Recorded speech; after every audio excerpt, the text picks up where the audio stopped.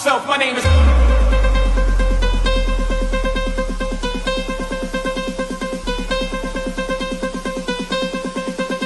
My name is O. O. H to the O-V. On aimerait voir qui est ce visage caché. Waouh! Bonsoir, bonsoir, bonsoir, coach. Comment est-ce que tu vas? Bonsoir ma belle, je vais super bien, à part une voix grisaille, mais je m'accroche, ça va en tout cas. Waouh! Je pense que nous sommes deux dans ce contexte-là. Moi aussi, j'ai un souci avec, avec ma voix. Mais en tout cas, moi, je suis ravie. Je suis vraiment honorée, privilégiée de te recevoir. Enfin, nous sommes en juillet. C'est un rendez-vous que nous planifions depuis, sauf erreur de ma part, depuis pratiquement janvier. Il y a eu beaucoup de, oui, voilà, il y a eu beaucoup de situations, surtout de ma part, hein, beaucoup de reports qui a fait que nous épuisions pratiquement 7 mois avant de finalement tenir ce live. En tout cas, je te dis merci, merci beaucoup d'avoir accepté cette invitation. Et nous avons parlé en off. Nous savons pourquoi nous sommes là, nous connaissons notre mission et vraiment, on va le faire bien. Je te sais, cash. Et c'est certainement ce qui m'a marqué lorsque je t'ai rencontrée pour la première fois. Je me suis dit, cette dame, je dois devenir proche. Et à vous qui nous assistez, en tout cas, vous allez la découvrir. C'est une femme exceptionnelle qui dit les choses vraiment telles qu'elle les pense, sans vraiment se soucier de comment les gens le recevront. Le plus important pour elle, c'est vraiment de dire la chose telle qu'elle doit être dite. Elle le dit bien, je vous assure. Mais avant tout, nous savons que... Et avant tout, nous savons que ce temps, c'est vraiment un temps que nous voulons être un moment sain. Donc, avant de commencer toute chose, j'aimerais que l'on prenne le temps de prier. Ne vous inquiétez pas, ça ne sera pas une intercession de 15-20 minutes. Vraiment une prière de recommandation de ces moments entre les mains du Seigneur, afin que tout ce qui sera dit, tout ce qui sera fait, réellement soit conduit par le Saint-Esprit. Parce qu'à l'issue de ces temps, nous voulons vraiment des transformations, des changements dans la vie des gens. Alléluia. Alors, je vais très rapidement élever une prière avant d'introduire notre invité de ce soir. Père éternel, Dieu de gloire, nous te disons merci. Merci, Père éternel, pour ces moments que tu as permis possibles ce soir. Seigneur, nous le croyons, lorsque tu permets que tes enfants se rassemblent, c'est parce que tu as des choses à leur dire, des choses à leur révéler, tu as quelque chose à leur montrer. Seigneur, la parole nous dit que là où 2 ou 3 sont rassemblés en ton nom, tu es au milieu d'eux. Nous croyons que tu es là. Nous croyons que dans ta présence, Seigneur Dieu, il y a des transformations, il y a des guérisons, il y a, Père éternel, la paix qui remplit les cœurs.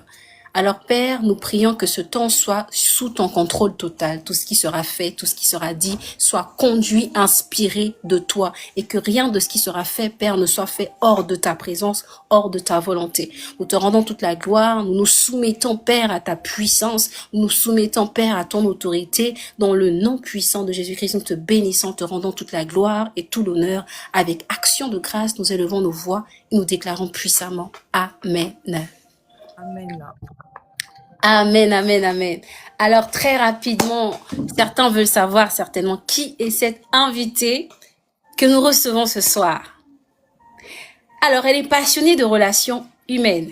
C'est une adepte de la communication, attention, transformationnelle. Pas n'importe quelle communication. Elle est consultante, coach, formatrice en développement personnel, intelligence émotionnelle, communication interpersonnelle, mais aussi et surtout prise de parole en public, en art oratoire et en éloquence et programmation neurolinguistique. Donc, vous voyez que c'est pas n'importe qui que nous recevons ce soir. Alors, on la surnomme. Moi, j'ai été surprise de ce surnom. Je me suis dit, mais comment quelqu'un peut choisir ce surnom? C'est pas possible. Et personne ne peut deviner, hein. Elle se fait surnommer Sniper. Elle nous dira pourquoi un peu plus loin. Et pour d'autres, on l'appelle le Joker. En réalité, c'est vraiment quand vous êtes buté, vous n'avez plus de solution, vous savez plus qui appeler, vous savez pas quoi faire. Elle, c'est le Joker. Elle vient casser les codes. Elle vient vraiment pour faire rebattre les cartes. Donc, ce soir, nous recevons Madame Jansia Nanty. En tout cas, Madame Jansia, coach Jansia Nanty, comme j'aime t'appeler, tu as la parole ce soir.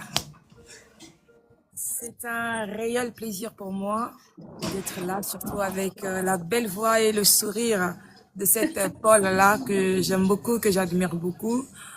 L'humilité fait de telle sorte que l'on reconnaisse la valeur des personnes, mais surtout, moi je le dis, hein, l'humain, le cœur de la personne. On vibre à une certaine énergie et quand vous rencontrez la personne, vous savez qu'effectivement, elle a cette grâce qui l'accompagne. Et c'est aussi, je suppose, le partage de toutes les personnes qui sont là ce soir avec nous. On va passer un moment où effectivement, je veux partager mon expérience parce que lorsqu'on parle de victimisation, je me sens très concernée. Je me sens très concernée, d'où mon surnom de sniper quelque part.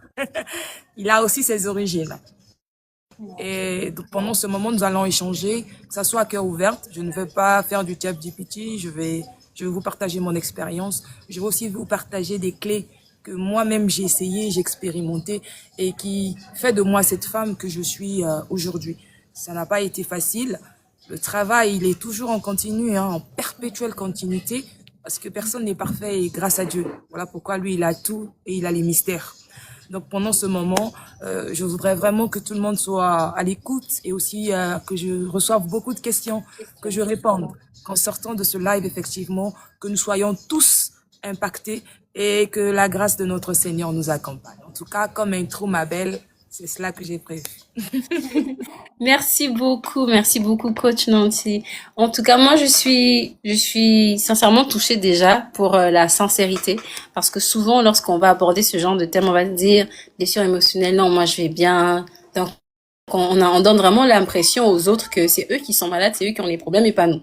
Mais dans ta présentation, tu nous fais vraiment savoir que tu es toi aussi concerné par ce thème donc de victimisation. Ça veut dire que lorsque tu nous parleras, ça ne sera vraiment pas des choses que tu as appris de gauche à droite. Ce sont vraiment des choses authentiques que tu as vécues, que tu as expérimentées. Tu as même dit, tu vas nous partager des clés que toi tu utilises, que tu as utilisées, que tu continues d'utiliser justement pour ne pas sombrer dans dans ce qui est la victimisation. Effectivement, Alors, pour ce faire, j'allais oui, juste oui, dire avant que je te laisse la parole, mhm. j'ai été victime.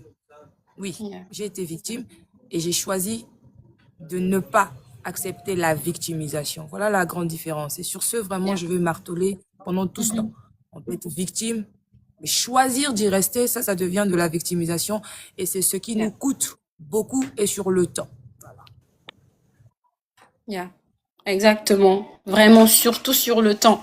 Quand on perd dire dans ça, c'est ce qui vraiment nous tue. Alors, pour commencer, certains vont se dire, bon, depuis qu'elles ont commencé, victimisation, je ne suis pas un criminel, je ne suis pas une victime. Donc, ça veut dire quoi en réalité, victimisation? Alors, coach Nancy, est-ce que ce soir, tu peux un peu, avec tes mots, nous définir un peu ce qu'est la victimisation et ce qu'est réellement la différence entre être donc une victime et victimiser, genre vraiment sombrer dans la victimisation en elle-même. Effectivement. Mhm. Comme je l'ai dit tout à Tu as la l'heure, j'ai parole. été victime. Être victime, on subit. Il nous arrive des expériences, il nous arrive des situations très contraignantes, souvent qui apportent douleur, souffrance dans notre être, qu'elle soit sur le plan physique, moral, psychologique. Mais la victimisation, par contre, c'est une posture. On choisit de faire de cette douleur une identité. Elle devient pour nous un baromètre et elle reflète nos choix, nos décisions.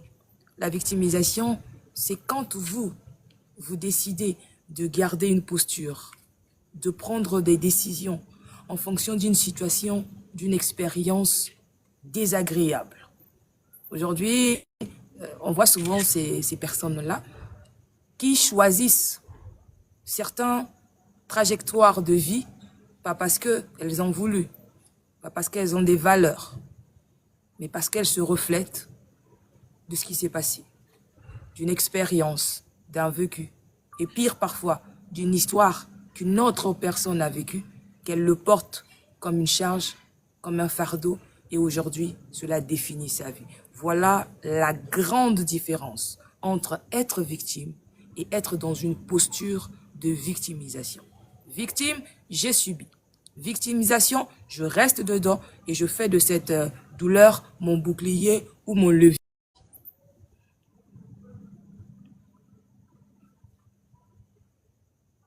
Est-ce qu'on m'a entendu déjà même à la base?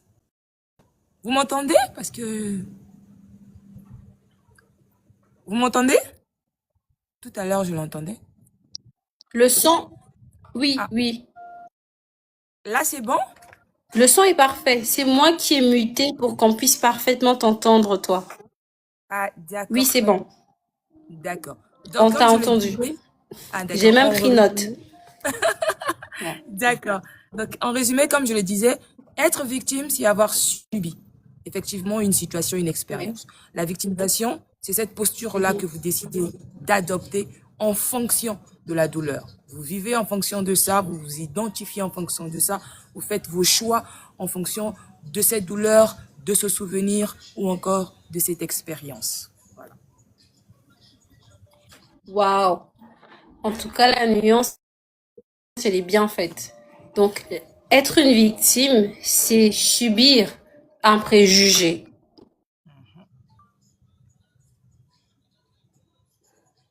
Maintenant que, yeah. Alors, maintenant que les bases sont fixées, maintenant que l'on peut comprendre la différence, la nuance entre la victime et la victimisation, la victime qui est donc l'état de cette personne-là qui subit un préjugé, qui subit une douleur, et la victimisation est vraiment j'ai envie de dire, vous avez dit que c'était vraiment le fait de s'identifier à la douleur et littéralement de vivre selon la douleur qui a été subie. Alors, cette base a été fixée. À présent, nous allons prendre la prochaine question. Alors, selon vous, quels sont les signes qui montrent qu'une personne est entrée dans une posture de victimisation sans forcément s'en rendre compte? Très bien. Déjà, comme on l'a su le dire en amont, on peut y être victime. On a le droit de parler. Mais vous allez vous rendre compte que la personne qui est dans cette posture de victimisation-là, elle va pas seulement chercher à parler. Elle ne va pas Ok. seulement chercher à ce qu'on l'écoute. Non. Ok. Elle va vouloir en faire tout un drap. Ok. Lorsque on est dans une posture de victimisation, souvent, on veut faire pitié. Oui. D'accord. On On va veut faire, attirer la pitié. on veut que tout le monde nous comprenne, que tout le monde nous D'accord. écoute. Ok. On ne pense pas à vouloir faire les choses soi-même. On veut toujours regarder à l'extérieur avant D'accord. de faire quelque chose. Si je veux faire quelque chose, il faut d'abord qu'il y ait X ou Y pour m'aider ou encore pour m'accompagner. Parce que ça, c'est très D'accord. important. Ensuite, lorsqu'on se retrouve dans une posture de victimisation, vous allez vous rendre compte qu'il y aura des schémas répétitifs dans votre vie. Ok. Vous allez les répéter inlassablement. Et cela se remarque souvent dans les relations humaines. Vous D'accord. aurez l'impression que vous fréquentez les mêmes personnes. Même quand vous décidez de mettre un terme parce que vous pensez que ces relations sont toxiques, ben, les personnes qui vont venir aussi auront les mêmes comportements. Pourquoi? Parce que c'est vous qui vous retrouvez dans cette posture-là de victime. Et c'est ce qui emmène aussi la notion de responsabilité. La Yeah. personne qui est en posture de victimisation, vous ne la verrez jamais dire qu'elle est responsable ou qu'elle se Mhm. sent responsable. Elle aura toujours tendance à dire, si j'ai réagi, c'est parce que un tel a dit ou un tel a fait. Mhm. Elle ne sera jamais responsable. C'est toujours elle Mhm. qui subit. C'est toujours Ok. les autres qui sont contre elle. C'est toujours les autres qui fomentent contre elle. Et que Mhm. elle est toujours la plus innocente. C'est elle qui subit ce que les autres font. Et souvent, ce qui aussi tue, c'est ce sentiment de faiblesse tout le temps. Il n'y a jamais une situation où elle se sent en force, où elle se sent en sécurité, où elle se sent protégée. Non, bien au contraire. Elle est toujours en posture de faible, en posture d'éternelle victime. Voilà un peu ces quelques éléments qui permettent effectivement de commencer à se poser de bonnes questions si je ne suis pas déjà dans une posture de victimisation. Pourquoi? Parce que souvent c'est un processus qui est dans l'inconscience. Si vous ne Mhm. mettez pas le doigt dessus, si quelqu'un ne vient pas dire deux, trois choses pour vous, vous allez continuer à la vivre comme si vous vivez une vie normale. Très important de le reconnaître, la victimisation, c'est un mécanisme et se passe Mhm. souvent dans l'inconscience. Voilà. Yeah. Waouh. En tout cas, merci beaucoup, coach. Et avant de faire ma petite synthèse, j'aimerais vraiment inviter à tous ceux qui nous rejoignent de tapoter. C'est très important, tapoter le live, mettez des cœurs afin que ce live soit proposé aussi à d'autres personnes. Et aussi, n'hésitez pas à le partager ici sur TikTok, sur votre compte WhatsApp, sur votre statut ou même en inbox afin que plus de personnes ne se connectent. Pour revenir donc à ce que coach Nancy disait, j'ai vraiment pris note. Et il y a des points sur lesquels il faut réellement qui attire réellement notre attention. Il y a ce manque de responsabilité. Réellement, c'est un... Donc, elle a mentionné que lorsqu'on se retrouve dans une posture de victimisation, on aura tendance à rejeter en permanence la faute sur les autres. Si on a mal fait, c'est parce qu'un tel n'avait pas bien préparé le script. Si ça s'est mal passé, c'est parce que un tel qui était responsable de faire telle ou telle autre chose ne l'a pas fait à temps, ne m'a pas prévenu, n'a pas parfaitement communiqué. Nous n'avons pas compris parce que lui n'avait pas pris l'initiative. Donc vraiment, c'est se déresponsabiliser, hein. Et aussi un point, c'est vraiment l'état donc de faiblesse constante. Lorsque l'on vient vers nous, on est tout le temps en mode ça va pas bien, on n'a pas ci, on n'a pas ça, il manque ci. En réalité, quand tu es vraiment dans cette posture-là, tu es constamment figé vers les soucis. Tu vois toujours ce qui ne marche pas, ce qui ne va pas, ce qui n'irait pas, et vraiment pas du tout orienté solution. Et elle a aussi parlé des schémas répétitifs. Et aussi le fait de devenir donc dépendant des autres. Alors là, vraiment, c'est une question qui s'adresse à nos chers participants de ce live. S'il y a un point qui vous touche personnellement, si vous avez remarqué que vous êtes vraiment une personne qui se déresponsabilise ou simplement qui n'aime pas endosser des responsabilités, constamment à rejeter donc la faute sur les autres, en faiblesse constante, qui voit des schémas répétitifs, laissez-nous ça dans des commentaires, posez des questions pour mieux comprendre. Coach Nancy est là pour nous. Elle a dit, elle attend des questions. Donc, n'hésitez surtout pas. Moi, je veux voir une explosion de questions. Elle s'est préparée pour nous. Donc, vraiment, n'hésitez pas à nous laisser vos questions dans le chat. Coach Nancy, c'est une professionnelle des relations humaines. Donc, on veut creuser un peu. Raison pour laquelle la prochaine question, c'est celle-ci. Donc, coach, d'un point de vue de la santé émotionnelle, quelles sont les principales blessures ou les expériences de vie qui finalement peuvent conduire quelqu'un ou une personne donc à développer ce mécanisme-là? D'accord. Merci bien pour la question. Souvent, je l'entends, les gens, ils disent, ah, c'est la douleur. La douleur n'est pas sujet à déclencher ce mécanisme. Attention, il faut faire très attention. Nous sommes humains, nous ne sommes pas des robots. La douleur, nous devons la ressentir. C'est ce qui fait de telle sorte que nous soyons humains. Moi, je le dis souvent, c'est une grâce de ressentir la douleur. Il y a des gens, bien sûr, qui l'enfouissent et qui ne veulent pas ressentir cette douleur. Comme tu as su le dire en amont tout à l'heure, il y a des gens qui rejettent leurs émotions, ne veulent même pas les accepter. Moi, j'entends souvent des gens dire « Ah, moi, je ne suis jamais en colère. » Ah bon? Ah bon? Mais passe-moi ton adresse parce que j'ai bien envie de venir vivre dans ton pays, là. Mais c'est faux. Voilà. Donc, la douleur n'a jamais été réellement le mécanisme qui emmène dans cette posture de victimisation. Il faut se rendre compte que, je l'ai dit en amont, c'est un mécanisme de protection. C'est un mécanisme de survie. Votre cerveau vous renvoie des images. Votre cerveau vous met dans une posture, vous fait revivre certaines expériences pour vous dire « Ah, attention, si tu continues à aller là-bas, on va encore revivre encore la même chose. » La posture de victimisation vient quelque part parce qu'il y a des déclencheurs. Effectivement, il y a la trahison. Oui, lorsqu'on est trahi, automatiquement, on veut se mettre dans cette posture de victimisation. Il y a des violences, qu'elles soient des violences verbales, en passant par des violences psychiques, en passant par des violences physiques ou comme encore psychologiques. Effectivement, eux, ils peuvent vous faire entrer dans ce processus-là. Vous avez l'abandon, oui. L'abandon, que ce soit lorsqu'on est enfant, avec nos parents, ou encore dans nos relations au fur et à mesure que nous grandissons, l'abandon est susceptible de vous faire entrer dans ce processus. Le rejet. Personne n'aime se sentir rejeté, mais pourtant, on y passe souvent. Et si vous ne faites pas attention, le rejet peut aussi être l'une des choses qui vous permet de rentrer dans ce processus de manière inconsciente. Nous avons dit les violences et l'humiliation. Oui, pas l'humilité, parce on confond souvent les choses. Il faudrait vraiment que les gens arrivent à faire cette différence-là. Il y a une différence entre être humilié et être humble. Les gens le confondent. L'humilité ne va jamais vous faire entrer dans le processus de victimisation. Mais par contre, l'humiliation, si.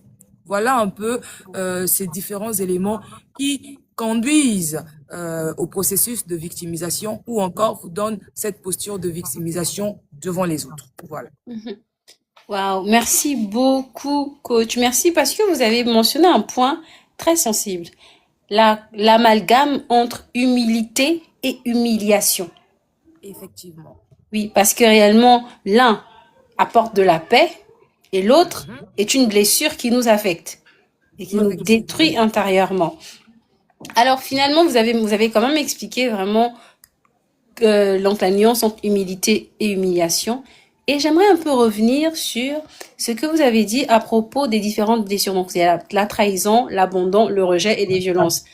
J'ai l'impression que finalement, toutes les blessures émotionnelles sont susceptibles de nous conduire vers la victimisation.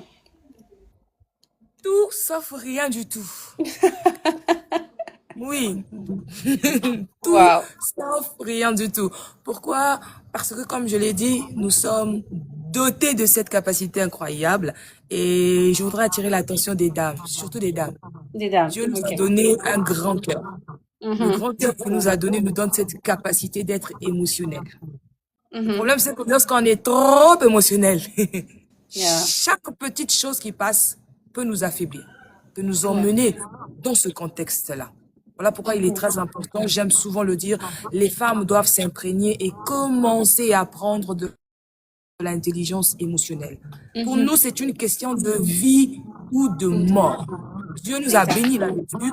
Nous portons des enfants, nous portons des familles, nous portons des sociétés, nous sommes des entrepreneurs. Et si une femme n'a pas de l'intelligence émotionnelle, elle va finir par devenir folle. Moi qui vous parle, je suis passée par là. C'est pas pour rien qu'on m'appelle sniper. Parce que j'ai failli me suicider et j'ai failli devenir folle. Mais pas parce que j'étais faible. Attention, la victimisation ne veut pas dire que vous êtes faible. La victimisation veut dire que vous avez parfois trop amassé. Il n'y a personne à vos côtés pour vous écouter. Vous ne savez pas comment créer ce canal-là pour pouvoir évacuer et devenir une source. C'est ce qui fait de telle sorte que ça finisse par être un problème. Et comme je le dis souvent en développement personnel, nos faiblesses sont nos forces qui n'ont pas encore été travaillées. Ok. Tous ces mots peuvent devenir vos forces lorsque vous comprenez comment cela fonctionne. Parce que si vous avez par exemple le rejet travaille en vous de la résilience et de la persévérance. Ok. Oui, demandez à toutes ces personnes qui ont été rejetées, ils vont vous dire qu'ils sont très forts mentalement, ils sont résilients. Mais à la base, c'était le rejet. Oui. L'abandon vous permet de travailler et d'amasser la culture de la réussite. Ah oui, hein, une personne qui a été abandonnée va vouloir réussir comme pas possible. Vous voyez, ce ne sont pas des éléments qui peuvent empiéter dans notre réussite. Mais attention, on a dit le facteur temps, il est très important. C'est plus vous restez dans ce processus, plus vous avez du mal à vous sortir de ce processus et plus cela empiète dans votre vie. Mais lorsque vous mettez le doigt dessus, lorsque vous devenez conscient, que je l'ai dit tout à l'heure, souvent cette activité intense se passe dans l'inconscience de la personne. Oui. Lorsque vous devenez conscient de cela, vous comprenez comment ça fonctionne, soyez-en sûrs. Vous puisez de la force, ça devient un feu qui vous dévore de l'intérieur, mais pas pour vous détruire, mais pour vous rendre stable, pour vous rendre un brasier contre tous vos ennemis. Et ça, c'est une puissance extraordinaire qu'il faut qu'on apprenne tous à dompter et à utiliser à bon escient. Waouh. Merci beaucoup, coach Nantier. Alors, vous avez mentionné quelque chose de particulier, l'inconscient et la conscience. Il y a énormément de choses qu'on fait de façon, voilà, volontaire, mais beaucoup se fait également de manière inconsciente. Et dans ce cadre-là, plus précisément donc de la victimisation, je pense qu'il y a des choses que l'on se dit intérieurement et que à la langue, hein, on finit par croire nous-mêmes suite donc aux différentes blessures. Ma question par rapport à ce point, c'est quels sont finalement ce type de pensée ou ce type de parole que l'on se répète régulièrement et qui finalement entretient inconsciemment cette posture de victimisation. Comme ça, tel que vous l'avez mentionné un peu plus tôt, c'est vrai que vous avez donné des points, des critères que l'on peut essayer de dénicher, de comprendre, afin de savoir si oui ou non nous sommes dans la posture de victimisation, mais aussi au niveau des pensées, au niveau des paroles. Qu'est-ce que l'on se dit? Qu'est-ce qu'on pense de soi? Qu'est-ce que l'on dit souvent? Quelles sont ces paroles-là qui réellement révèlent qu'en réalité, nous avons adopté une posture de victimisation? Très bien, merci. Déjà, il y a une chose qui est claire. Il faut faire très attention. Les gens, ils aiment souvent dissocier ce monde-là. Je n'aime pas le dissocier. On dit que c'est de l'abondance du cœur que la bouche parle. Et de l'abondance de ce cœur-là, on parle des pensées. Chez nous, on dit, ce sont tes pensées qui commencent à faire naître des désirs. Les désirs, ce sont des souhaits. Les souhaits, après, on est dans l'émotion. Les émotions finissent par emmener le comportement. Le comportement finit par faire naître les habitudes. Les habitudes grossissent et deviennent des habitudes et des aptitudes que tu commences à acquérir. Et ça, c'est très important. C'est dans la pensée que tout commence. La manière dont vous pensez, votre dialogue intérieur. Comment vous vous voyez? Comment vous ressentez les choses? C'est ce qui fait de telle sorte qu'on se retrouve dans cette situation de victimisation. Alors, c'est souvent des phrases banales et je le dis toujours, il faut faire attention. Voilà pourquoi moi, dans ma bouche, hein, ça c'est un secret dire que je commence à partager, j'aime la louange et l'adoration. Ah oui, je n'aime pas manifester ce qui se passe dans ma tête. Parce que vous savez, plusieurs choses peuvent se passer en même temps dans votre tête. Voilà pourquoi c'est important de savoir qu'est-ce que vous pouvez contrôler, qu'est-ce que vous ne contrôlez pas. Mais moi, je sais que je peux avoir une main sur mes pensées. Ouais. Vous avez cette capacité, vous avez ce pouvoir. Vos pensées, vos souhaits, vos désirs, vos émotions, vos comportements. Attention, ce n'est pas le voisin qui décide de ça, c'est vous. Vous avez la possibilité de dire qu'effectivement, je choisis ci ou je choisis ça. C'est vous qui le décidez. Alors, ce sont des petites paroles, ce sont des petits dialogues intérieurs. Ces voix-là qui viennent et qui se battent entre eux. Et s'ils gagnent, eh bien, vous les faites sortir. Par exemple, pourquoi toujours moi? Oui, quand quelque chose arrive, on se pose cette question. Moi, dès que ça arrive dans ma tête, je dis non, ça, c'est pas ma posture. Vous n'avez pas besoin de savoir pourquoi c'est toujours vous. C'est important. C'est comme si vous me demandez de vous expliquer tout ce qu'il y a sur la Terre et dans l'univers. Jusqu'à présent, ceux qui sont partis n'ont pas pu l'expliquer. Pourquoi voulez-vous qu'on se casse la tête pour ça? Il y a aussi ces petites phrases que l'on a l'habitude de dire. Est-ce que je vais y arriver? Souvent, quand je commence, ça finit comme ça. On en a parlé tout à l'heure, ce sont des schémas répétitifs, effectivement, mais faites très attention. Ce sont des mots. Vous avez la puissance. Et c'est ça qui donne vie. On le dit souvent, le pouvoir de la vie et de la mort se trouve sous le pouvoir de la langue. Personne n'a pu le dompter. Personne n'a pu le dompter. Mais pourtant, ça commence par la pensée et ça sort juste par une phrase. Et surtout en rigolant, en blaguant, évitant ça. Moi, je vois souvent des gens, hein, ils se dénigrent, mais c'est en blaguant. Ah, mais tu sais, moi, je suis pas capable de le faire. Hein. Ah, moi, je suis toujours comme ça. Elles se sont à l'aise. Elles pensent que c'est une bonne chose. Bon, aujourd'hui aussi avec les réseaux sociaux, non, c'est l'histoire où si elle ne comprend pas, elle peut s'en aller, je m'en fous, je suis déjà comme ça. Tout ça, ce sont des discours intérieurs qui ne vous bonifient pas, qui ne vous donnent pas la puissance, mais au contraire, qui diminuent votre puissance. Il y en a tellement. Ces petits mots, ce sont des petits discours intérieurs qui sont très complexes, mais qui vous tuent. Personne ne me comprend. Personne n'est là pour moi quand j'ai des problèmes. Personne. Des petites phrases comme ça. Ce sont des petites phrases, mais elles sont tellement puissantes. Dit même en rigolant. On vous dira que le subconscient ne sait pas si c'est drôle ou c'est pas drôle. Lui, il prend, il Ok, enregistre. ok. Et ça, c'est très important parce que la majorité d'entre nous, parfois, juste pour faire plaisir devant les gens, on lâche une phrase comme ça. Ah, tu sais, moi, je suis pas trop intelligente, hein. Victimisation. Posture de victimisation. Ah non, moi, je suis pas sûre que je pourrais faire ça si un tel n'a pas encore commencé. Posture de victimisation. Ah, moi, chez moi, par exemple, personne ne me comprend. J'ai l'impression que je parle chinois et les autres, ils parlent anglais. Vous êtes déjà en train de mettre pied dans une posture de victimisation. Ah, moi, j'ai comme l'impression que personne ne m'aime. Posture de victimisation. Voilà, ce sont des petites phrases. Ce n'est pas quelque chose de grand qui détruit la vie d'une personne. Attention, ce sont des petites phrases, mais qui naissent de pensées. Voilà pourquoi il est toujours très important de faire attention à son casque du salut, c'est la pensée. Son casque du salut, c'est la pensée. C'est là où naissent vos idées. C'est ce qui donne la force à tout ce que vous faites tous les jours dans votre vie. Et donc, quand ces pensées crient trop fort, faites-les taire avec des paroles d'encouragement. Je suis capable. Attention, c'est très important. Je peux le faire. Si je ne peux pas le faire, alors je réfléchis à comment le faire. Toujours orienté vers la solution. Personne ne m'aime, mais je m'aime. Et je sais qu'il y a quelqu'un qui est là-bas qui m'aime au-delà de toute chose. Yeah. Alors je m'accroche à ça. Attention, on ne confesse que ce que l'on sait, pas ce que l'on voit, ce que l'on entend. Il y a un moment où même ce que vous entendez de l'intérieur ne vient pas de celui qui a fait toute chose.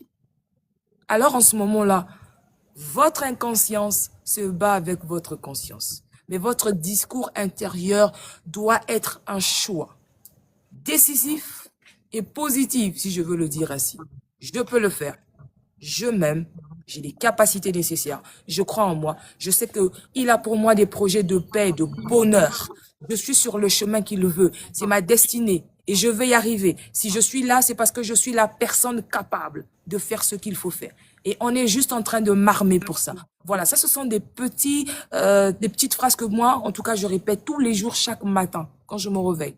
Parce que si je me mets seulement à m'occuper de toutes les petites voix qu'il y a dans ma tête, automatiquement, je risque de basculer vers une posture de victimisation. Et attention, hein, parfois, ce n'est pas des grands événements qui nous emmènent dans cette posture-là. Parfois, c'est la fatigue mentale, on n'en parle pas assez. Lorsqu'on est Oui. fatigué mentalement, on essaye des choses qui ne fonctionnent pas. Surtout nous, les entrepreneurs. C'est pas facile, C'est je pas vous dis. facile. Il y a des temps, tu rentres à la maison, tu dis, mais Seigneur, pourquoi tu m'envoyais sur la terre? Mais après, tu te rattrapes tout de suite, tu dis, non, ça, ce sont pas des paroles que je dois faire sortir.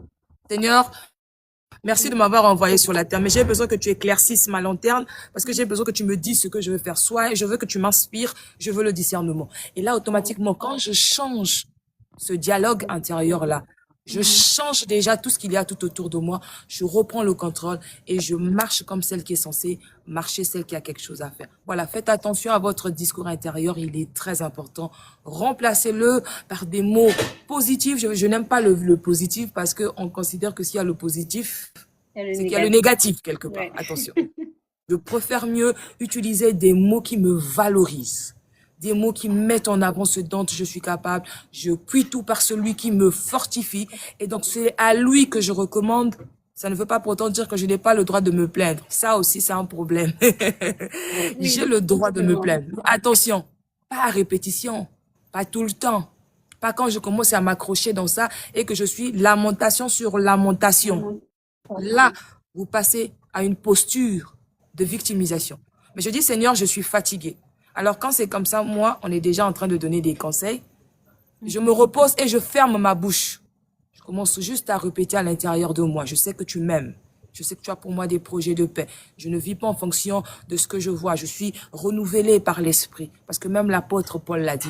Je commence à le répéter de l'intérieur. Parfois, vous n'êtes pas obligé de le dire. Parce que les gens pensent qu'il faut seulement le dire. Non, de l'intérieur. Ma bouche ne parle pas, mais mon cœur, lui, crie. Il doit crier plus fort que tout ce que je suis en train d'entendre dans ma tête. Et tant que ça ne s'est pas apaisé, je continue de le répéter. Et parfois, les mots ne sortent même pas.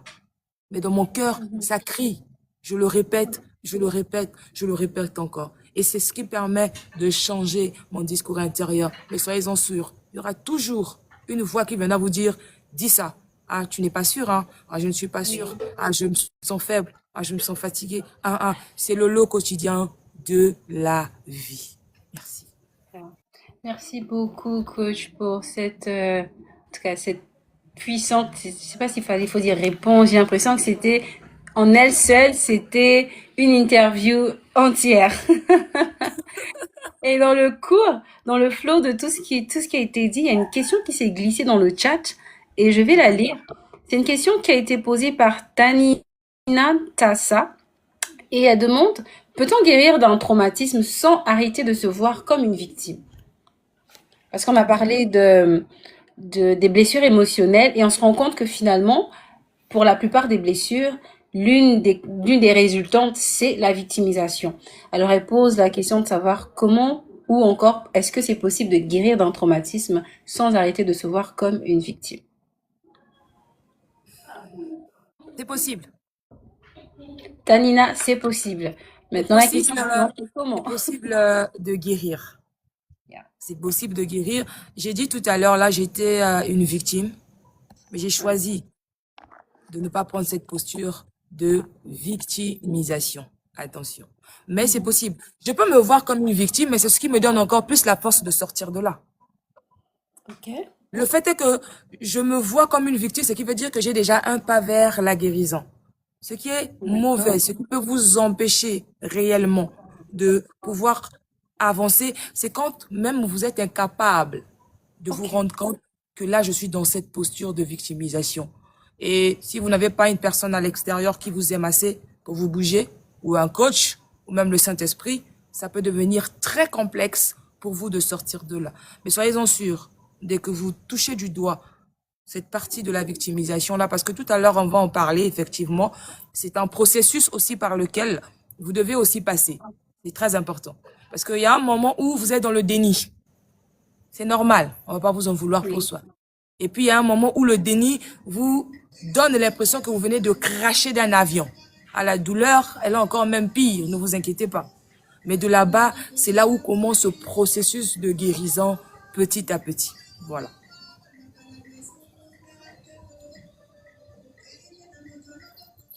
Wow. Alors, Tanina Tata, alias la première dame, comme on aime l'appeler, elle est membre du club Likondi Toastmaster et à ce club-là, on aime l'appeler première dame. Elle me l'a mentionné dans les commentaires. Alors. Mes excuses, première dame. Alors, première dame, nous te saluons et nous aimerions savoir si, oui ou non, tu as reçu une réponse qui, peut-être pas qui te convienne, mais réponse à ta question. Et sinon, en tout cas, tu es libre de poser ta question encore dans le chat. Voilà, reformuler ou ajouter un détail qui pourrait peut-être améliorer la réponse que tu as reçue. Exactement. En tout cas, nous sommes là. N'hésite surtout pas à reposer ou reformuler ta question ou même à nous faire savoir si oui ou non tu as trouvé exactement la réponse qu'il te fallait ou dont tu avais besoin. Parce qu'il se peut que tu ne l'acceptes pas pour le moment, mais c'est la réponse qu'il te faut. Alors, nous allons poursuivre dans nos questions. Et bien avant, j'aimerais quand même rappeler à nos participants ici que vous êtes vraiment libre de poser vos questions, ne vous inquiétez pas. Je prendrai le temps de reposer les questions directement à notre invité afin qu'elle y apporte des réponses. Il y a Jojo qui pose la question, peut-on lier la peur à la victimisation? Peut-on lier la peur à la victimisation? La peur à la victimisation. J'ai dit tout à l'heure que tout ce qui nous emmène à la victimisation, c'est ce qui nous arrive de tous les jours. Si j'enlève la peur de ma vie, je ne suis rien.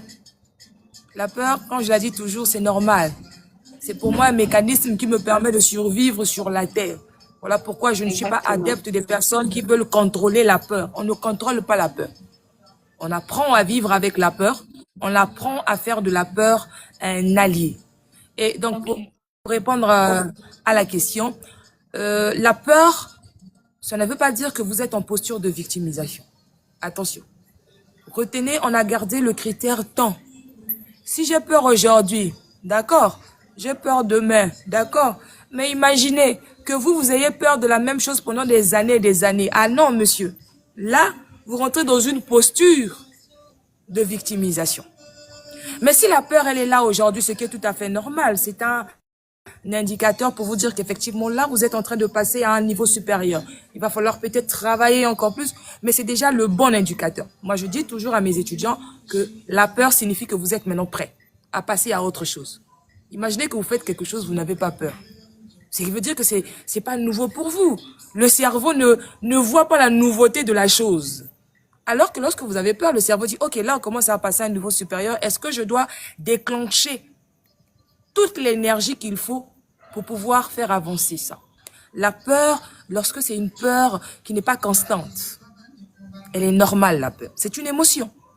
Vous allez rendre compte qu'il y a ce lien-là entre nos émotions et la victimisation. Ce sont nos émotions. Voilà pourquoi tout à l'heure j'ai dit, faites attention. Ça commence par les pensées, les souhaits, les désirs. Ça prend forme dans les émotions. Des émotions, ça rentre dans le comportement.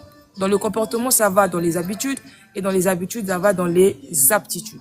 Une peur d'aujourd'hui, de demain, il n'y a pas de souci. Ça ne veut pas dire que vous êtes dans une posture de victimisation. Et je l'ai dit tout à l'heure, la victime a le droit de dire qu'effectivement, ceci me fait mal. Ceci m'a dérangé.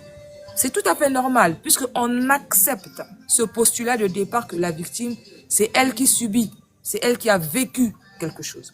Mais ce qui est mauvais, ce qui vous emmène dans une posture de victimisation, c'est quand vous commencez à entretenir cette peur-là pour attirer l'attention des gens. Vous voulez que les gens viennent vous aider, alors que parfois même c'est des petites choses pour lesquelles vous-même vous pouvez faire. Moi, parfois, je le vois. Coach, en prise de parole en public, coach, j'ai peur. Ok. On avance encore un peu. Coach, j'ai toujours peur de parler en public. D'accord, 2 fois. Coach, ah non, ça suffit. Là, c'est maintenant la victimisation. Tu as besoin que je te reconforte. Non. Je te reconforte jusqu'à quand? Je te donne les armes pour faire de telle sorte que ta peur devienne un allié puissant pour toi.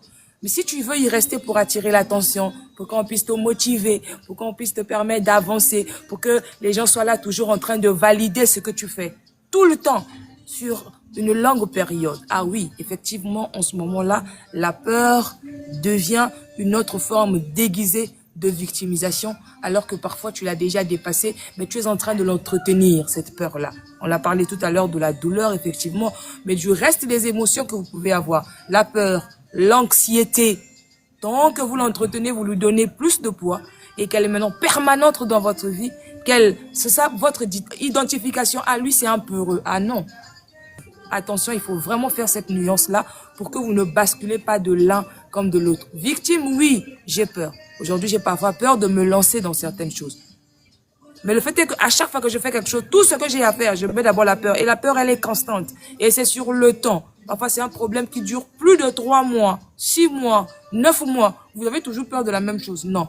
Faites attention. Là, vous venez de basculer dans le processus de victimisation. Peut-être un argument, une information à rajouter afin d'améliorer ou encore afin de lui apporter plus de lumière sur n'hésite surtout pas à le faire. Alors nous allons poursuivre sur nos questions. La prochaine question est la suivante. Si une personne réalise aujourd'hui qu'elle vit dans une posture de victimisation, on est en train de vraiment chuter, quelles seraient les premières actions concrètes qu'elle pourrait mettre en place, on va dire quoi, dès maintenant, afin de pouvoir sortir de cela? Parce que là, on a parlé de la victimisation, on a parlé de la victimisation, on a défini ce que c'est, on a défini des points spécifiques de personnes marchant dans la victimisation, comment détecter que l'on vit dans la victimisation. Il y a des paroles comme quoi, c'est toujours moi, pourquoi ça n'arrive qu'à moi, les gens ne m'aiment pas, je ne suis pas appréciée ici et tout ça. Maintenant qu'on sait, comment est-ce qu'on fait? Quels sont les mécanismes qu'on peut mettre en place finalement pour sortir de là? Très bien. Bon, déjà, je voudrais juste dire qu'il n'y a pas de baguette magique. Ah non, il faut enlever l'idée dans la tête que il n'y en a jamais. Aujourd'hui, c'est aujourd'hui et après, ça va partir tout seul comme ça. Non, non. Ça demande un travail de fond. Moi, ça m'a pris presque 5 ans pour arriver à voir même le bout du tunnel. Je suis arrivée à une étape de ma vie où j'avais tellement de problèmes de gauche à droite. Personne ne m'écoutait. C'est tout à fait normal. Et en Afrique, on est dans la société patriarcale où, par exemple, quand tu décides de tuer un foyer, comme j'aime le dire, personne ne vient avec toi. Personne ne l'accepte, personne ne l'accorde. Et quand moi j'avais parfois mes problèmes, mes situations, je venais dire aux gens, personne ne m'écoutait. Ils disaient, oh, vous les jeunes, vous êtes seulement comme Trop ça. te plaindre. Tu te plains trop. Faut supporter dans le foyer. Je dis, ok. Et parfois, c'était des coups, je partais, je leur disais, vous avez vu comment je suis devenue? Non! Tu n'as pas C'est encore l'amour. la carrure pour ça. Ok. Bon, c'est pas grave. Et je suis passée par toutes ces étapes-là dont j'ai eu à parler. Personne ne m'écoute. J'ai l'impression que je parle le chinois, d'autres parlent l'anglais. Je me posais toujours cette fameuse question, mais pourquoi moi? Pourquoi ça m'arrive à moi? Je suis chrétienne, je prie. Je suis cette personne-là qui aime tout le monde. Chez moi, ma maison elle est ouverte à toutes et à tous. J'ai toujours été là pour les autres quand ils avaient besoin de moi. Mais moi, à mon tour, je n'ai vu personne pour me sauver. J'ai appelé parfois les gens pour qu'ils viennent à mon secours. Mais bizarrement, personne ne venait à mon secours.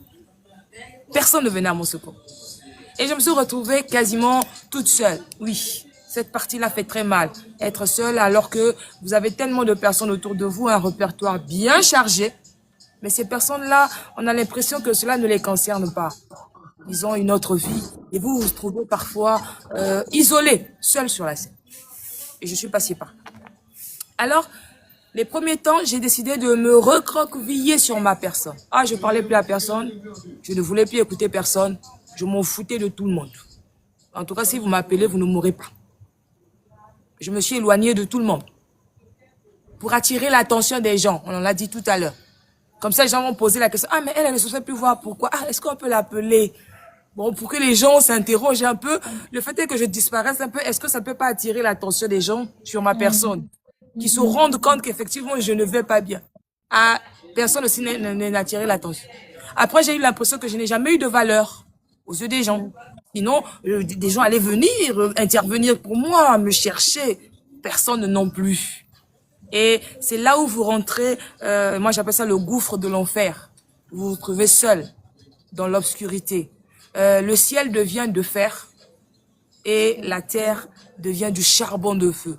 C'est-à-dire, c'est cette partie-là, je ne le souhaite pas à quelqu'un en tout cas qui est là, où tout ce que vous faites, votre corps vous réclame la mort.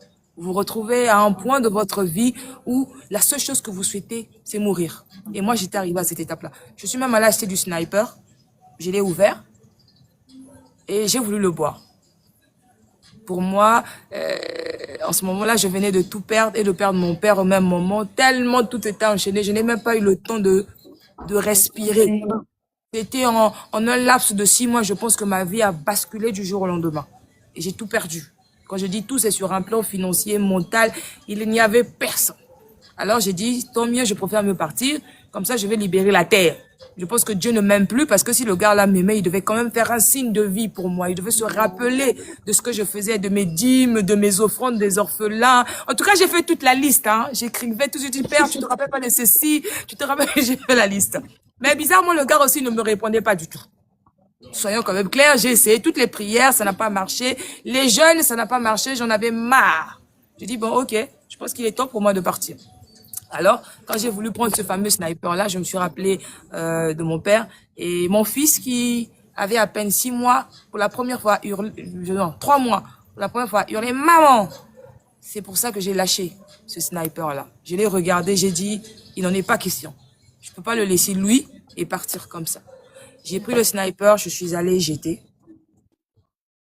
Et je suis restée là pendant un moment, mais c'était quand même assez sombre. Mais la personne qui m'a vraiment aidée, elle n'était pas, ici on peut le dire, c'est, je sais pas si vous la connaissez, c'est Joyce Meyer, une grande évangéliste. Ah oui. Elle passait sur EMCI tout le temps.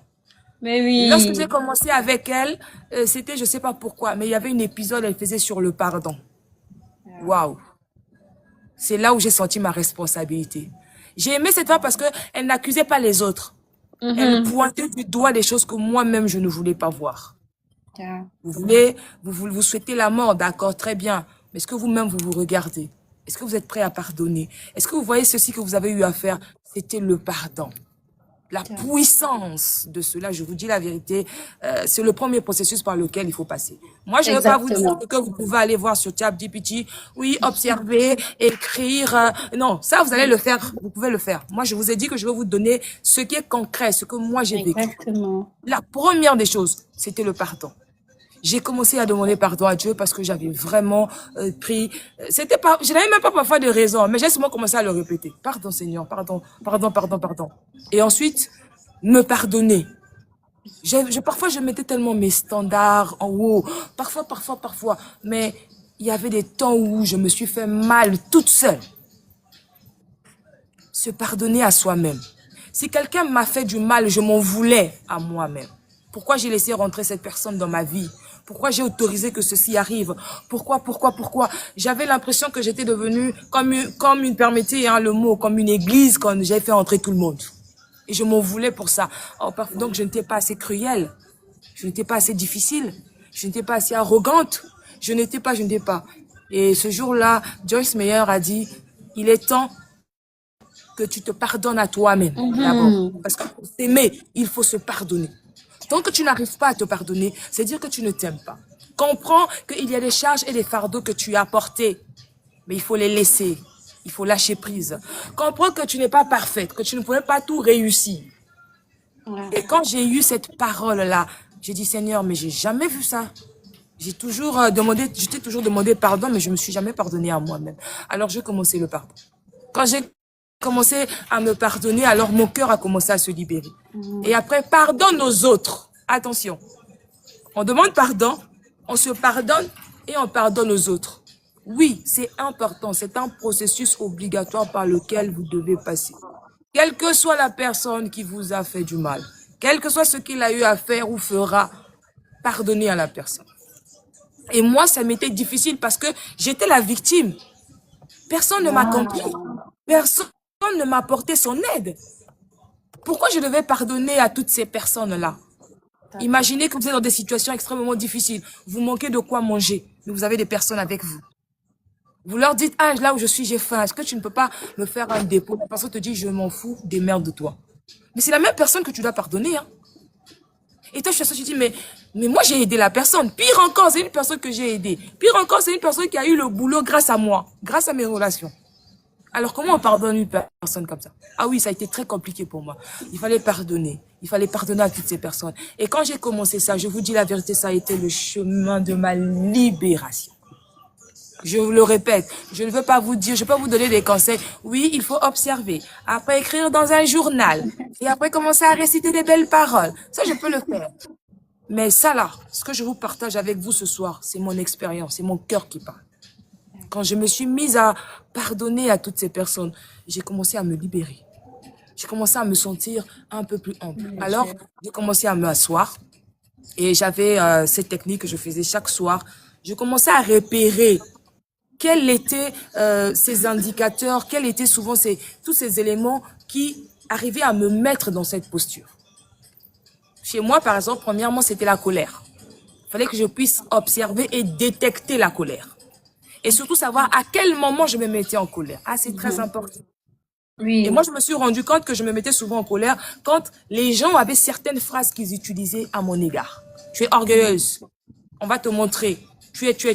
J'ai commencé à retenir ces mots-là.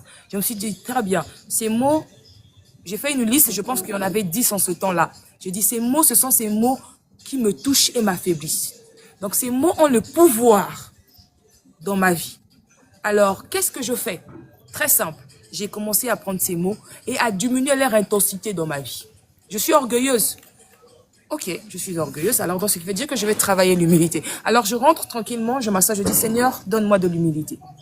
Pourquoi? Parce que si je suis orgueilleuse et que le mot orgueilleux me touche, n'oubliez pas, je voudrais aussi partager un secret avec vous. Si un mot vous touche, c'est que quelque part, ça vient réveiller la blessure que vous avez enfouie et que vous ne voulez pas voir. Il faut faire très attention. Oui. Si quelque chose vous touche de l'extérieur, si quelqu'un vous dit un mot et que ce mot vous touche, ce n'est pas la personne. C'est le mot qui est venu réveiller des vieilles blessures que vous pensez que vous avez été guéri et vous avez enfoui. C'est un bon détecteur, c'est un bon indicateur pour vous dire ça, je dois travailler ça. Et moi, c'était la colère. J'ai ciblé les mots. qui reveillait cette colère en moi. Je me suis rendu compte aussi que lorsque j'étais en colère, souvent je ne parlais pas. Pourquoi? Parce que je voulais attirer l'attention. Je voulais que quelqu'un vienne me poser la question, mais pourquoi tu ne parles pas? Mais dis non. Tu vois, quand quelqu'un me supplie là, et puis moi je suis contente. Je me suis rendu compte que c'est devenu un problème chez moi. Alors qu'est-ce que je fais? Bon, de nature, hein, hormis mon métier de coach et autres, j'aime le silence. Ah oui, moi je peux passer 2 jours, je parle pas. Si tu me vois parler, c'est qu'il y a quelque chose. Alors, je me suis rendu compte que ça aussi, c'était devenu un problème dans ma vie. Cela m'a emmené dans une posture de victimisation. Parce qu'une personne qui ne parle pas va toujours chercher à attendre à ce que les gens viennent vers elle pour lui poser des questions, pour qu'elle s'ouvre et qu'elle commence à parler. Et quand j'ai compris ça, je me suis dit non, je dois travailler ma communication. Et c'est même ça, en fait, qui m'a emmené dans le métier de communication. Parce que je me suis rendu compte que je ne savais pas communiquer. Parce que souvent, ces personnes qui sont en colère, qui gardent le silence, le jour où elles communiquent, c'est la catastrophe. On parle sous la colère, on utilise des mots violents, on veut faire du mal à la personne. Et quand j'ai compris ça, je me suis dit, il faut que j'apprenne à communiquer. Alors, j'ai toujours ce petit jeu que je fais à la maison. Quand je sens que je suis en colère et que je veux parler, je compte jusqu'à 10. Je compte jusqu'à 10 avant de dire un mot. Cela permet de diminuer l'intensité du mot quand je suis en colère. Donc, je compte jusqu'à 10 dans ma tête et je fais sortir le mot. Si je trouve que le mot, il a encore trop d'intensité pour moi, alors je dis spécifiquement à la personne, je vais être clair à la personne. Oui, on a tous cette maladie-là, on veut que les gens comprennent ce que nous pensons. C'est impossible, s'il vous plaît. Parce que l'une des causes aussi qui nous emmène à la victimisation, c'est celle-là.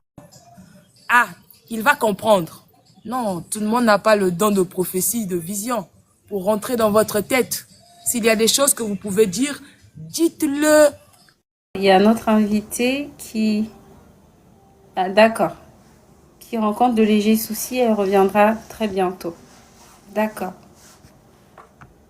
Entre-temps, je pense que c'est le moment opportun pour justement prendre les questions afin que lorsqu'elle nous reviendra, qu'elle puisse voilà, directement procéder à la phase de questions-réponses. Donc, si vous nous rejoignez, si vous étiez là depuis le début, vous avez des questions sur tout ce qui a été dit, vous avez des questions sur la victimisation, n'hésitez surtout pas à les laisser dans le chat afin que lorsque notre invité plutôt nous rejoigne, qu'elle puisse directement y répondre.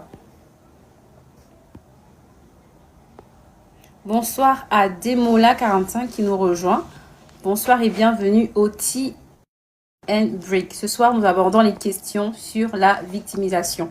Alors, je ne sais pas pour vous si vous notiez tout ce qui était dit. Moi, j'ai pris des notes et j'ai noté que le pardon est tridimensionnel. Elle a parlé du fait de pardonner aux autres, pardonner, de se pardonner soi-même, pardonner aux autres, mais également d'accepter le pardon qui nous vient de Dieu.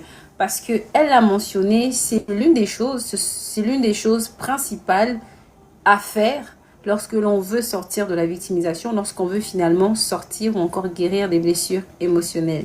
La première étape, c'est le pardon, et le pardon est tridimensionnel. Accepter ou encore recevoir le pardon qui nous vient de Dieu, qui nous est accordé par Dieu.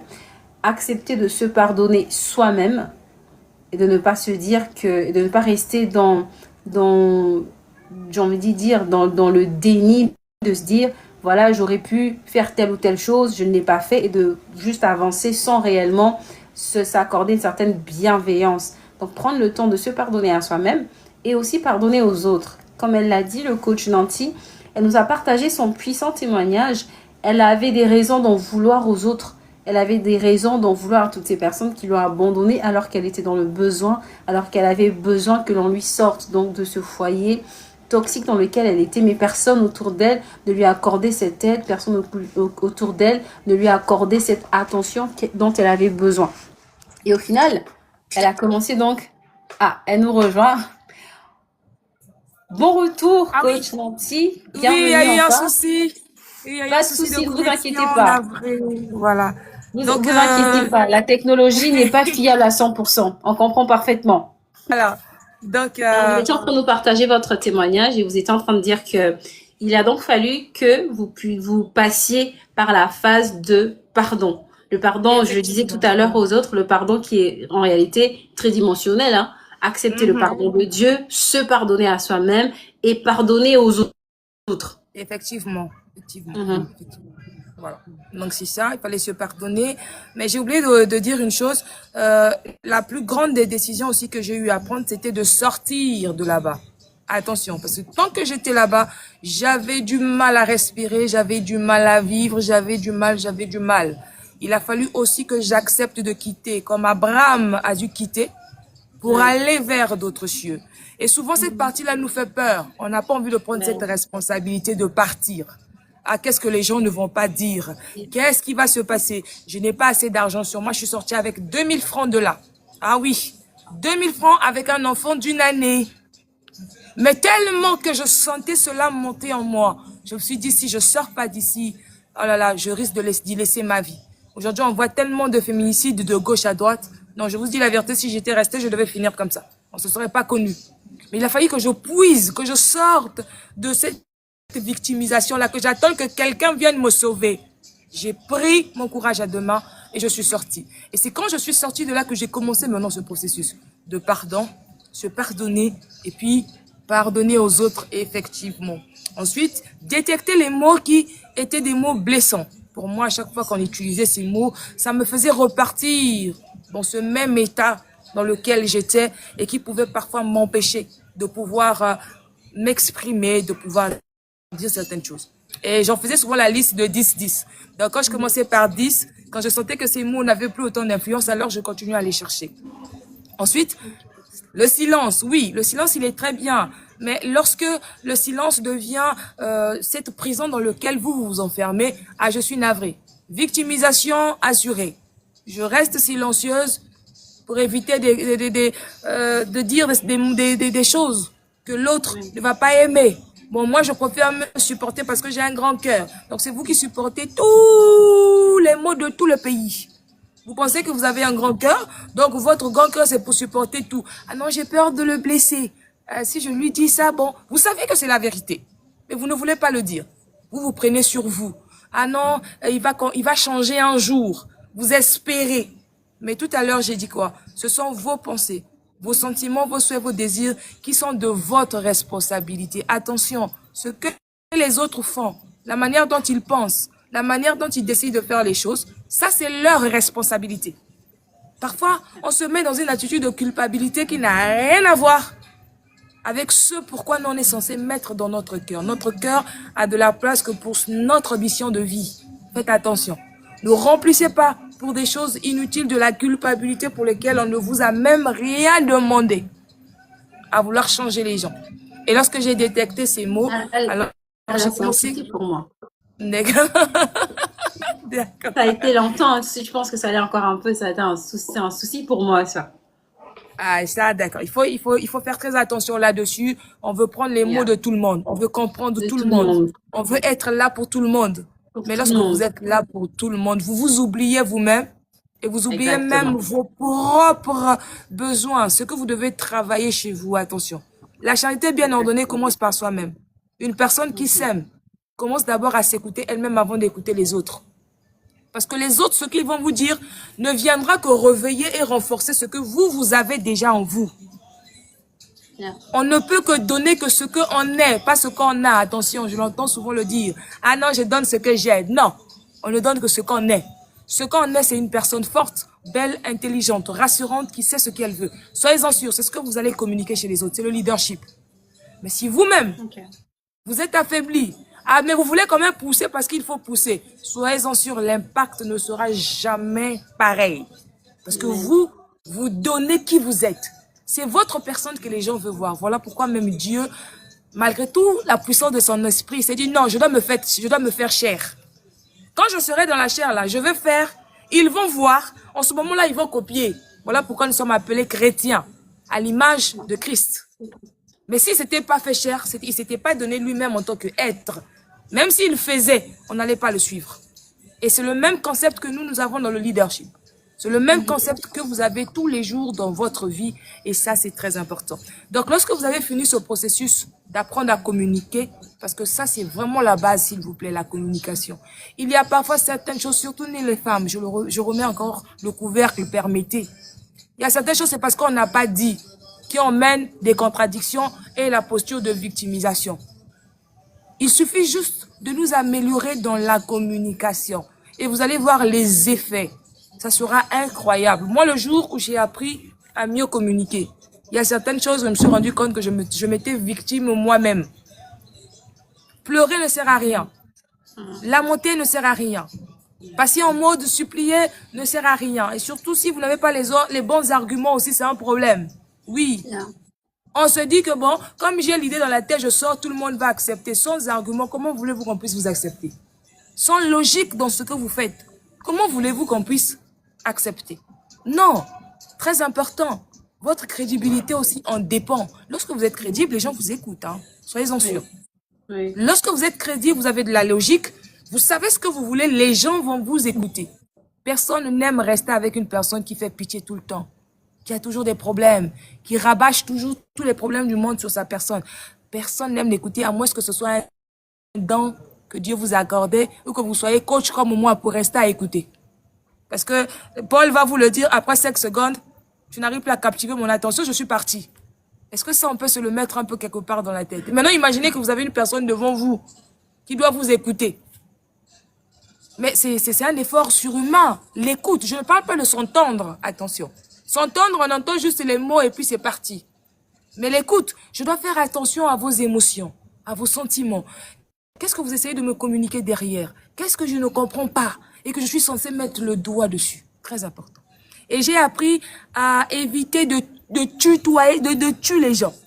J'évite de tuer les gens. Attention, c'est très important. Je préfère mieux utiliser je. Et je vais donner un exemple concret, comme ça tout le monde va comprendre. Au lieu de dire tu m'as fait du mal, on ne dit pas ça. Dites plutôt je sens que ce que tu as eu à faire m'a impacté. Il y a une très grande différence, hein, mesdames. Si aussi les messieurs là, ça y est, saluez. Il y a une grande différence. Vous voulez que la personne à côté de vous vous écoute, mais évitez de le tuer. Évitez d'imaginer des choses que lui n'a pas imaginées, qu'il n'a pas dit. Parce que ça aussi vous met dans une posture de victimisation. Oui, je sens que tu ne m'aimes pas. Oh, est-ce que je te l'ai dit? Non. Non, dis plutôt, je ressens que nos sentiments ne sont plus réciproques. Est-ce qu'on peut améliorer les choses? Lorsque vous tenez un discours comme ça, la personne qui est à côté de vous ne vous voit pas comme une victime, mais vous voit comme une personne qui veut emmener la solution face à une situation. Je préconise que nous puissions aller plutôt dans ce sens, si tu le permets bien. Vous êtes dans une ouverture d'esprit. Vous êtes dans une négociation. Cela vous permet d'éviter des postures de victimisation. Je le répète, une mauvaise communication vous emmène dans la posture de victimisation sans que vous vous en rendez compte. Vous devez donc faire attention à votre communication. Ensuite, la manière dont vous vous valorisez aussi. Ah oui, c'est très important. Oui. Le manque de valeur ne signifie pas de l'humilité. On était là tout à l'heure sur l'humiliation. Oui. Moins vous vous valorisez, plus vous faites passer pour une victime. Je sens que je ne suis pas belle. Ah bon? Victimisation. Oui. Et pourtant, vous l'avez dit comme ça, mais c'est parce que on sent en vous que vous ne dégagez pas de la valeur, de l'estime de soi. À ce moment-là, vous vous retrouvez dans une posture de victimisation. Mais pourtant, ce n'était pas parfois vos intentions. Ah oui, je sens que vraiment, ceci ne me...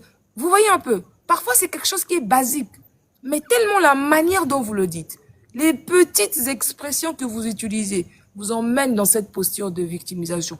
Voilà pourquoi la limite, elle est tellement fine, parfois invisible, entre vouloir plaire aux autres, vouloir avoir sa place dans la société, et moi je le partage aujourd'hui en tant que femme. Vous savez, il y a des temps où parfois je suis obligée de me faire violence. Je suis obligée de me faire violence pour ne pas passer pour une personne qui est dans une posture de victimisation. Je le répète, c'est très important. Il m'arrive de me faire violence. Je suis obligée parfois de dire, effectivement, ça je peux faire, je suis belle, je suis intelligente, je me valorise. C'est pas que j'en ai envie, hein. Il y a des jours, je me réveille moi-même, je trouve que je suis pas belle, on est tous passés par là. Mais quand je sors, ah non, je suis très belle, hein. Aïe, oh là là, ma beauté. Je crois tellement, je suis une créature, une très belle créature. Moi, je suis à l'image de celui qui est vraiment ce que j'aime. Vous voyez? Et quand vous le dites, vous vous valorisez, eh bien, Vous n'êtes pas dans cette posture de victimisation. Ce que je voudrais vraiment insister là-dessus, ce sont des petits micro-éléments. Ça passe Ok. par les pensées, ça passe par la communication, ça passe par des petits mots que vous utilisez qui peuvent vous Au faire passer quotidien. de victime au quotidien, de victime à une posture de victimisation. Et je le répète, c'est normal, nous pouvons être victimes de quelque chose. Ce n'est pas mauvais. Le problème, c'est d'y rester dedans, de ne pas réfléchir à la solution, d'attendre que les autres viennent vers nous pour nous sauver, pas de prise d'initiative, rien du tout. On attend que Jésus revienne, alors que lui, il a déjà tout accompli sur la croix. Il a dit, c'est bon, quand je reviens, c'est pour venir vous chercher. Tu as ta part à faire, j'ai ma part à faire. Faisons attention, et moi je le fais attention jusqu'aujourd'hui, à quel moment je peux basculer de l'un à l'autre. Ce n'est pas le fait que je sois coach ou que j'ai toutes ces connaissances-là. Non, ne vous inquiétez pas. Jusqu'aujourd'hui, je fais très attention à ces Bien. petits éléments-là. Quand je notifie, je sens que je m'énerve un peu trop ces derniers temps. Aïe. Non, là, je commence à passer à victimisation. Attention, je commence à notifier ça. L'introspection, je vous le conseille. L'introspection, s'il vous plaît. Au moins 1, 2 fois dans le mois.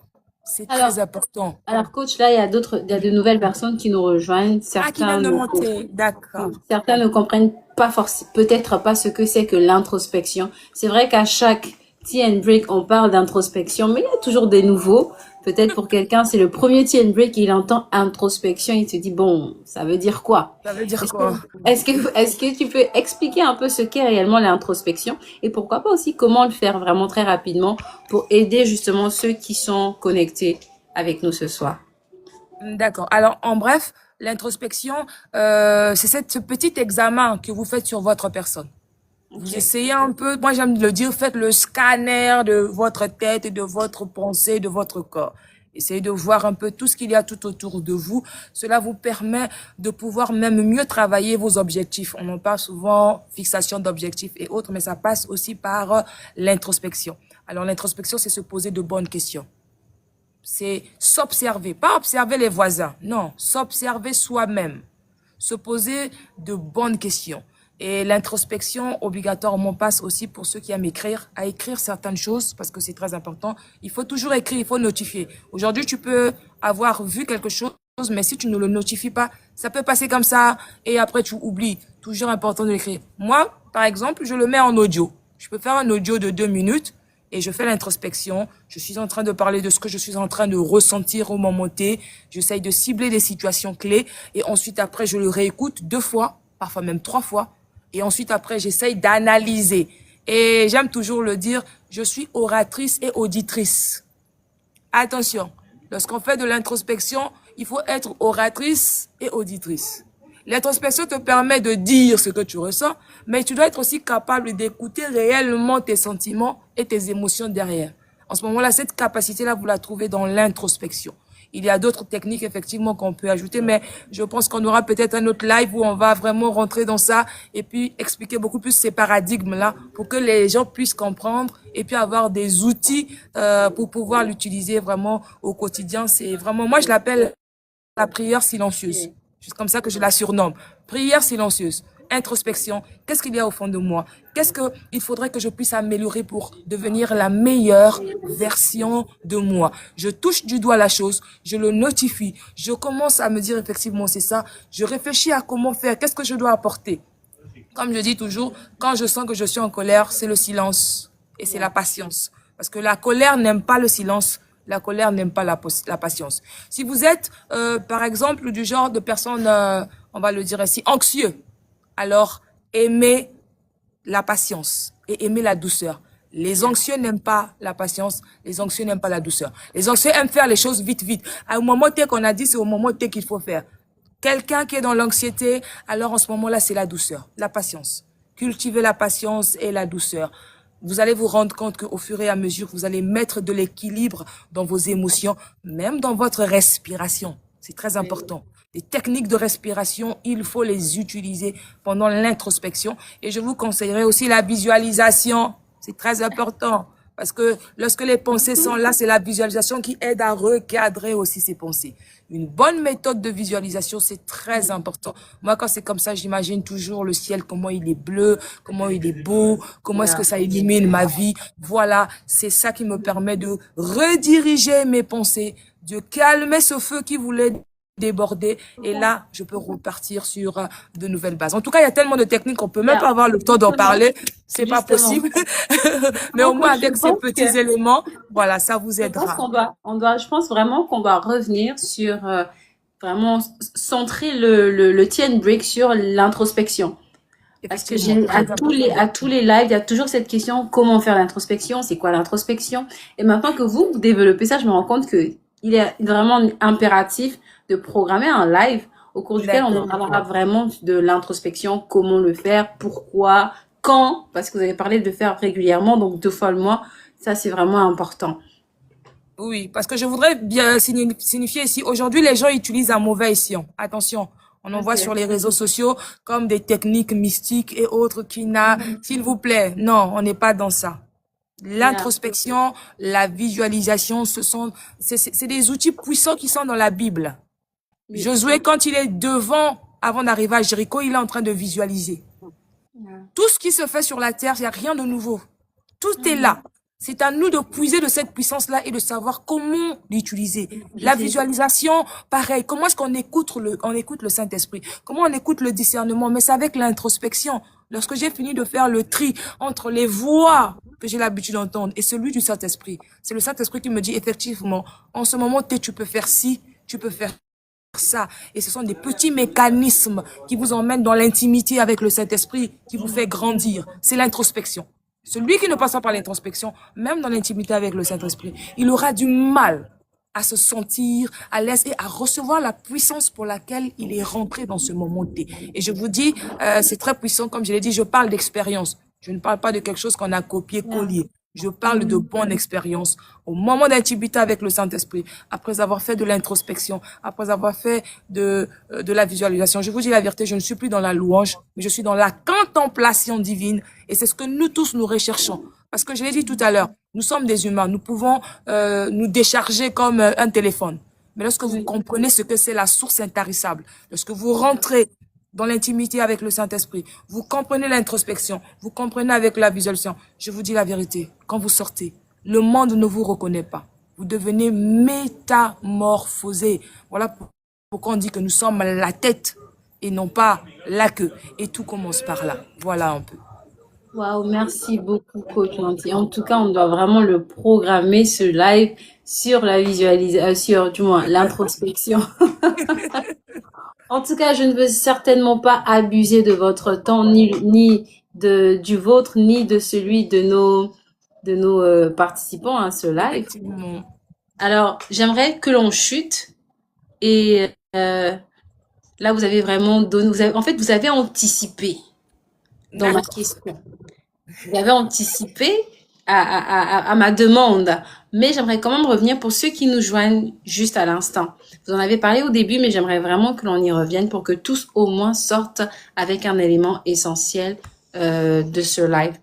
Alors, quel message d'espérance aimeriez-vous adresser à tous ceux qui se sentent aujourd'hui incompris, rejetés, seuls face à leurs difficultés?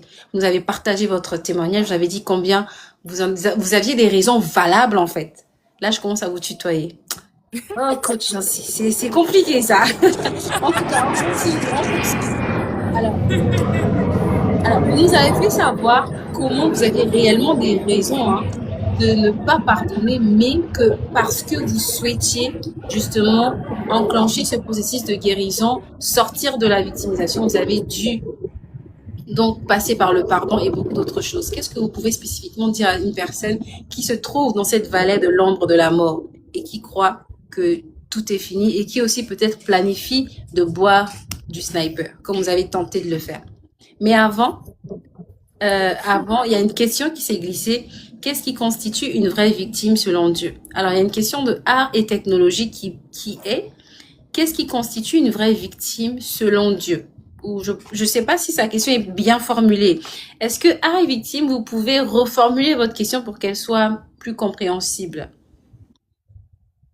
Mais si coach, si vous avez une réponse vraiment à votre aise, à ton aise.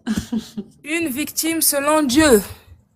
Oui. Ah, effectivement, moi je pense que lorsqu'on a parlé de définir ce que c'est une victime, on a bien voulu donner un terme hein, Oui. euh, à cela parce que c'est humainement.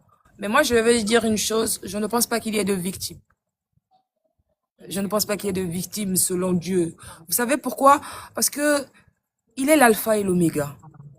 Ok. Il a tout dans la vie.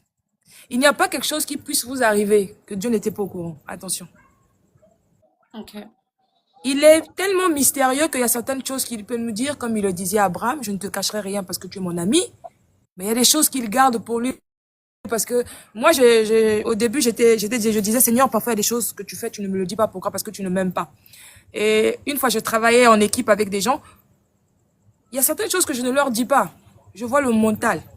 Je sais que celui-là, il va pas supporter ça. Donc, je prends, je vais avec. Voilà pourquoi je n'accorde pas trop de crédit. Permettez, hein. Là, maintenant, je rentre, j'enlève un peu mon côté technico-technicienne.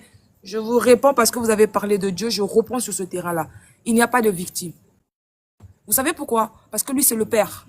C'est le bon berger. Il est tout dans notre vie. Il ne peut pas laisser qu'il y ait victime. Même Job, c'était pour sa grâce, c'était pour sa volonté, c'était pour qu'on sache qui il est. Son fils, il l'a envoyé sur la croix. C'était pas parce qu'il était victime. Il avait un plan précis pour nous et pour lui. Voilà pourquoi, en tant que chrétiens, nous ne sommes plus victimes. Nous sommes héritiers du royaume des cieux.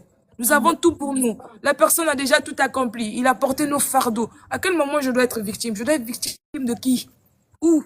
Comment? Même le diable, il devient celui qui me sert pour m'emmener plus loin. Parce qu'il est en train de me challenger.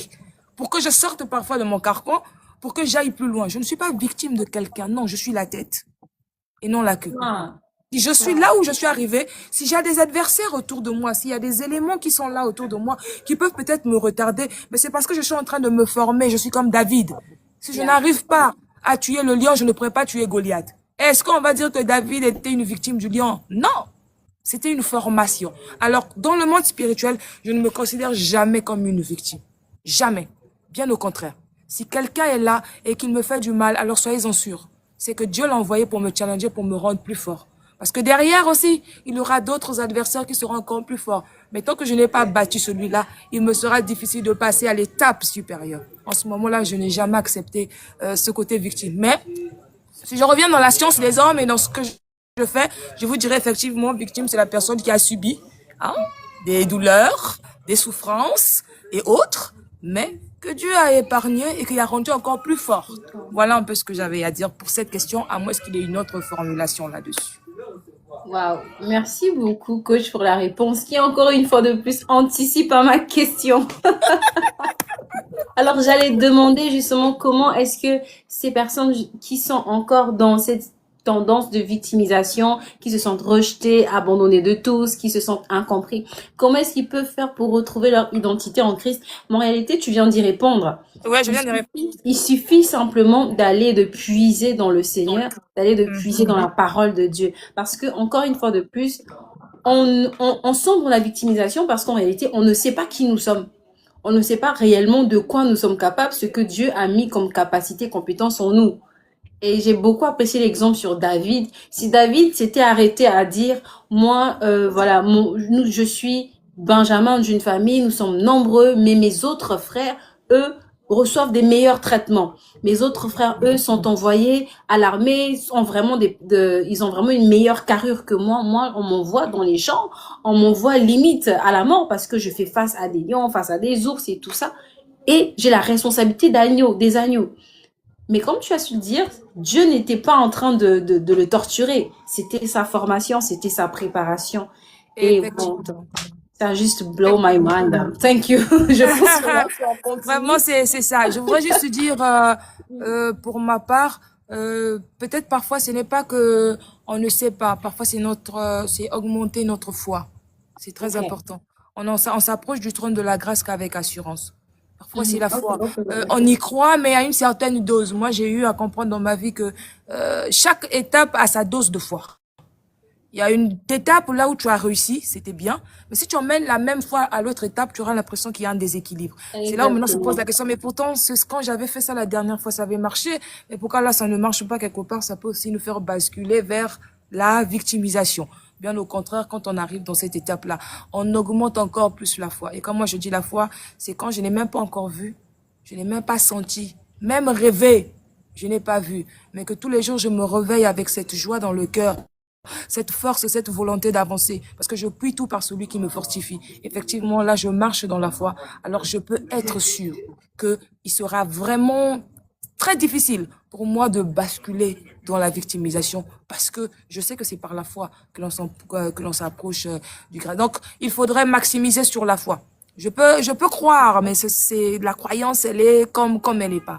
Mais toujours être ancré dans cette foi divine, cette foi-là, attention, qui est un don spirituel, hein. Là, je parle de la foi en tant que don spirituel. C'est celle-là qui vous permet, en tout cas, de continuer à marcher dans la grandeur, de ne pas basculer du côté de la victimisation et de continuer à croire malgré les souffrances, malgré tout ce qu'il y a tout autour. Le monde est fait ainsi. Moi, je vous dis aujourd'hui, je suis humble parce que quand je vois tout ce qu'il me reste à apprendre, je vois l'univers, je dis, le gars là, il est trop bon. Est-ce qu'un jour on va arriver? Même moi-même, est-ce que je vais arriver à le comprendre? Et c'est ce qui fait en sorte que tous les jours, je le cherche avec joie, avec bonheur, parce que je me rends compte que je ne pourrais jamais expliquer tout et je n'aurai peut-être pas toutes les réponses, mais tant que je le vois tel qu'il est, dans sa grandeur, dans tout ce qui est mystérieux, dans ce qu'il fait pour les hommes, comment il retourne les situations, je ne peux que rester humble et dire effectivement, Seigneur, je crois en toi et je m'accroche à toi. Voilà. Amen. Amen. Là, il n'y a plus rien à dire si ce n'est la prière. Eh bien, effectivement, alors je veux prier. Seigneur, merci pour cet instant formidable de partage. Ça a été un moment de grâce et de bénédiction. C'est l'onction qui a coulé dans nos vies. Effectivement, les paroles qui sont sorties de ma bouche n'ont pas été selon mon pouvoir, mes compétences et ma capacité. Je crois, Seigneur, fermement qu'il y avait quelqu'un ici qu'il fallait qu'il écoute ça, qui était arrivé au bout et que son cœur saignait tous les jours. Mais tu as permis que cela soit dit par ma parole. Alors je te rends grâce. Je te rends grâce pour ces moments. Continue à fortifier ta servante dans tout ce qu'elle est en train de faire. Continue à l'ouvrir des portes extraordinaires. Pour que toutes les personnes qui étaient avec nous dans ce live, accorde-leur ta grâce, ta bénédiction, qu'ils soient renouvelés par ton esprit, mais qu'ils voient aussi la grandeur que tu as à réserver pour eux. Et que cette mission devienne à une ampleur nationale parce que nous en avons besoin. Il est temps aussi que les chrétiens commencent à s'imposer dans ce monde selon ta puissance et selon tes recommandations. Et je crois fermement, Seigneur, que derrière cette émission, beaucoup d'âmes seront sauvées, beaucoup de messages seront touchés et que tu feras de cette émission un évangile de puissance et de grâce. Sur ce, Seigneur, merci pour ta grâce, merci pour ta bénédiction. Amen. Amen.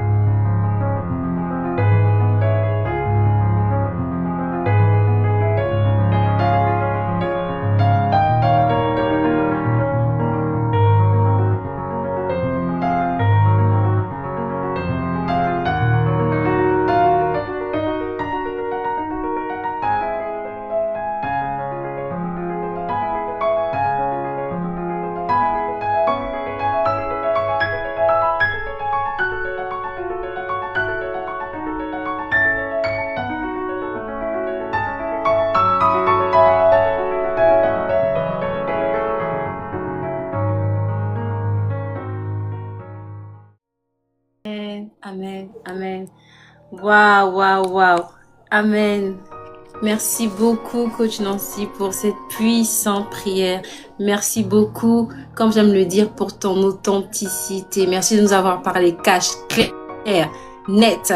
Merci d'être allé droit au but, comme un sniper qui cible et qui vise en plein dans le mille. Merci vraiment pour ton temps. Merci de ne pas m'avoir abandonné. Comme je disais au départ, ça fait 7 mois aujourd'hui, nous sommes en juillet, 7 mois que nous planifions ce live, 7 mois qu'il y a des reports, qu'il y a des situations compliquées, mais vraiment Dieu nous a fait grâce et je pense que, comme l'a dit au live dernier Madame Floriane, c'était justement au bon moment. C'est parce qu'aujourd'hui, il savait que quelqu'un de bien spécifique devait être présent pour recevoir une parole qui devrait être dite. Alors vraiment, merci beaucoup, Coach Nancy. Et merci surtout pour le témoignage. Comme disait quelqu'un, je n'étais pas prête. Je n'étais pas prête pour ce que j'ai entendu. On a gardé beaucoup de choses. Moi, j'ai parfois l'impression d'avoir vécu 1000 ans sur la Terre. Parce qu'il y a tellement d'histoires.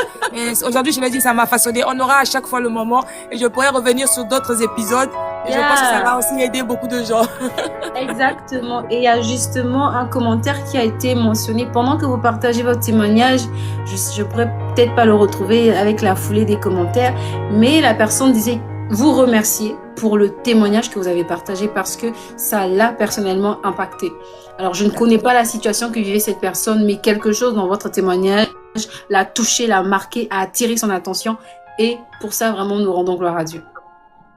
Merci beaucoup. C'est un plaisir d'être avec vous. Je suis sûre que la prochaine fois, on pourra encore approfondir certaines choses. En tout cas, que Dieu vous bénisse. C'est un plaisir pour moi. Amen, amen. En tout cas, que Dieu vous bénisse tous là, parce que je sais que tu n'es pas seule. Donc, que Dieu vous bénisse. Et encore une fois de plus, merci. Et on se dit à très bientôt. Parce qu'assurément, on se retrouvera pour un autre tea and break. Bye bye. On aura nos tasses de thé. Avec nos tasses de thé. Merci beaucoup. Au revoir, coach entier. Excellente soirée à toi. Merci. Bon. Merci beaucoup à tous qui avaient été connectés. Merci pour les questions. Merci pour l'implication dans la barre des commentaires. Que Dieu vous bénisse. Et surtout, si vous avez des questions, si vous avez peut-être quelques inquiétudes par rapport à ce qui a été dit, n'hésitez surtout pas à m'écrire inbox afin que nous puissions en discuter. Et si vous voulez être en contact direct avec coach Nancy, peut-être pour prendre une formation, pour mieux comprendre la communication, les rapports interpersonnels, ou encore développer un peu plus vos compétences dans la programmation neurolinguistique, n'hésitez surtout pas à me faire savoir. Je la contacterai pour vous. J'échangerai les contacts, pourquoi pas. Et vraiment, ça sera un plaisir pour moi. Que Dieu vous bénisse, que Dieu vous garde. Et on se dit au prochain Tea and Break. Au revoir à tous.